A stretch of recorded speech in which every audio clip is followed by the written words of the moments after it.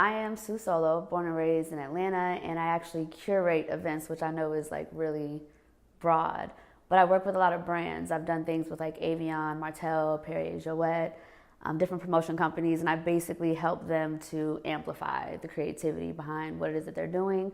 I help them understand social media and how it's actually beneficial to their brand. And I'm also a media personality with Baller Alert and iHeartRadio.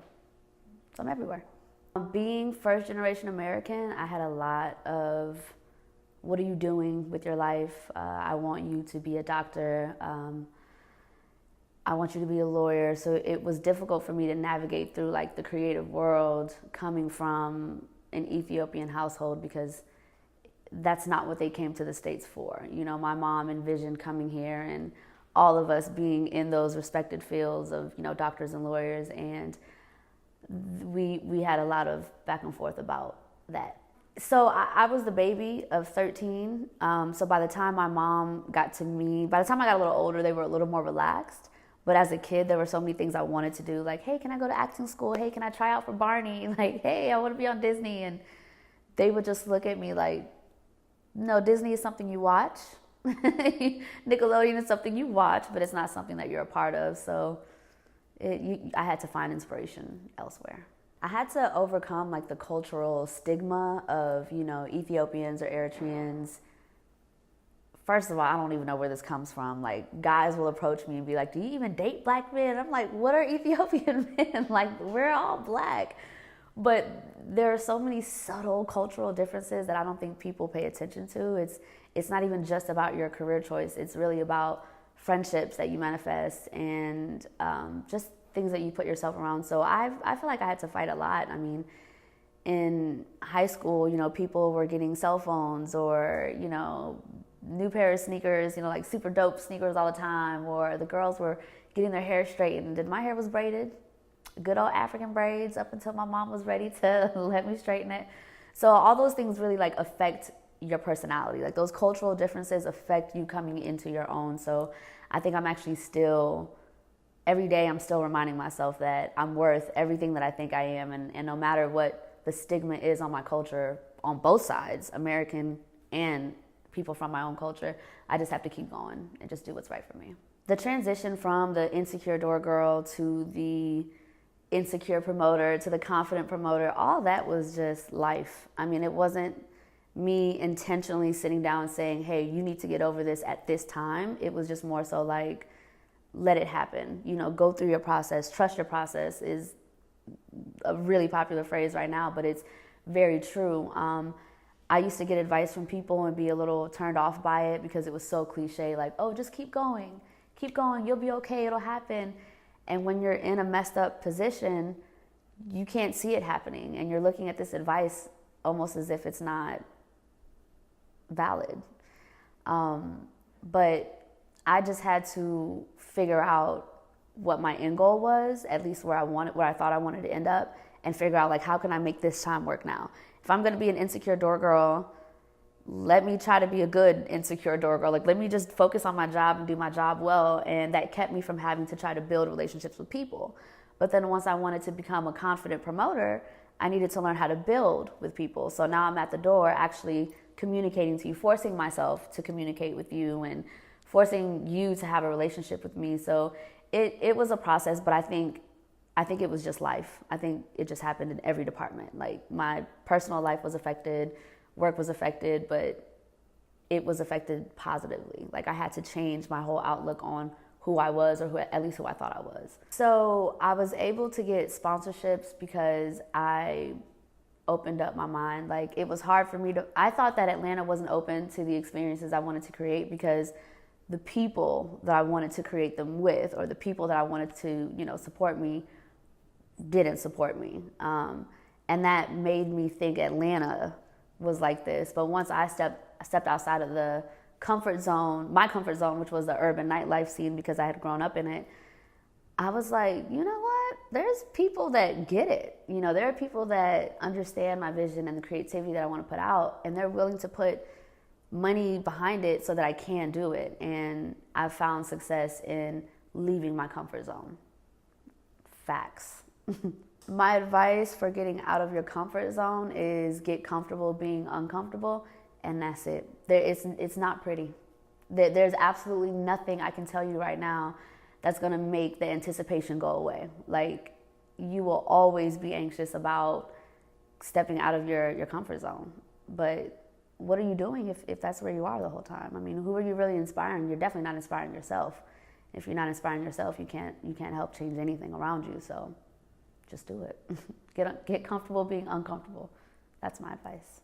Childhood molestation for me, like, it didn't happen one time. I can't even tell you like how old I was. I was young, and it happened over the course of a while, multiple times.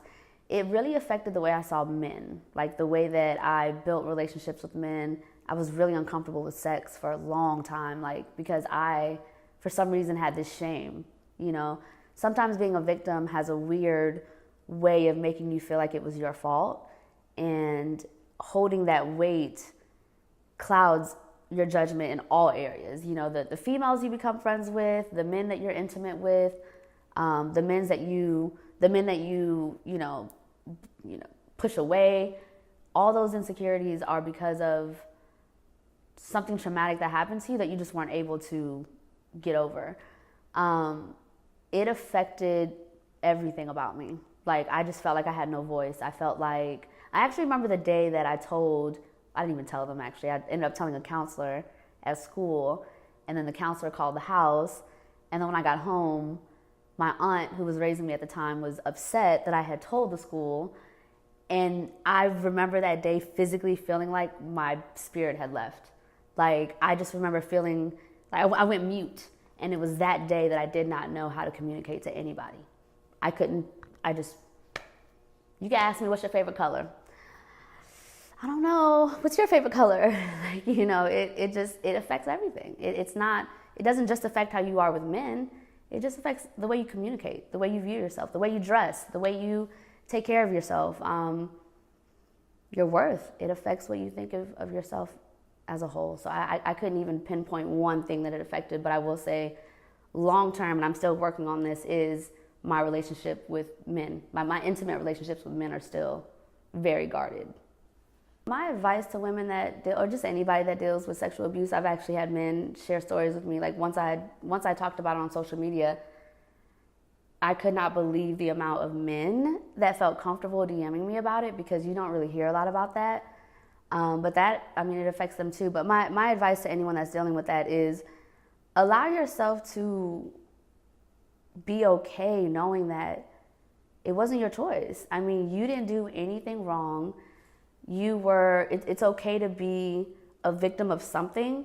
It's just not okay to live as a victim. Like, you cannot live the rest of your life giving that person power.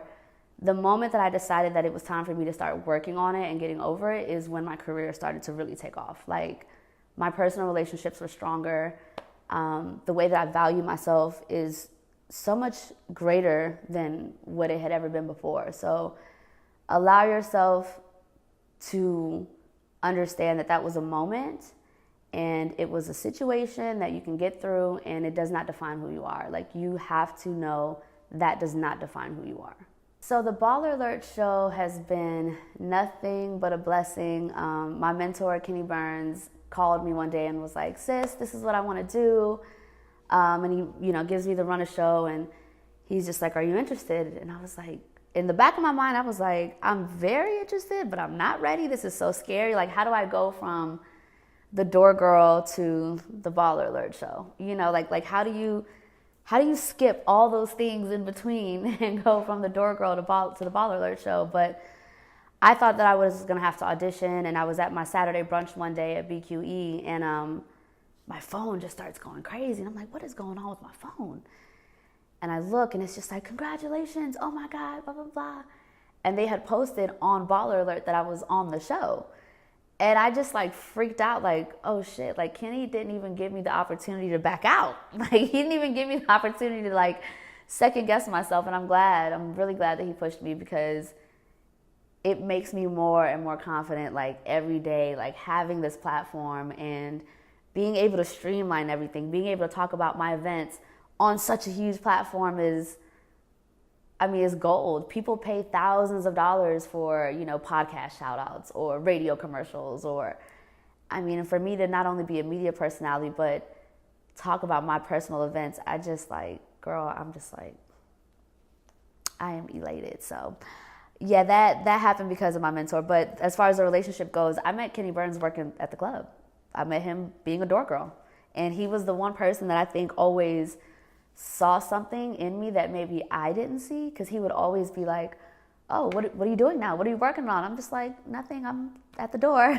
Like, I work my retail job during the week and I work the club on the weekends, and that's all I'm doing. And he just would be like, no, I think you're supposed to be doing something more. And I didn't get it. Like, I felt like I got it, but I think I was just too insecure to be like, yep, you're right, this is it, this is what I want to do.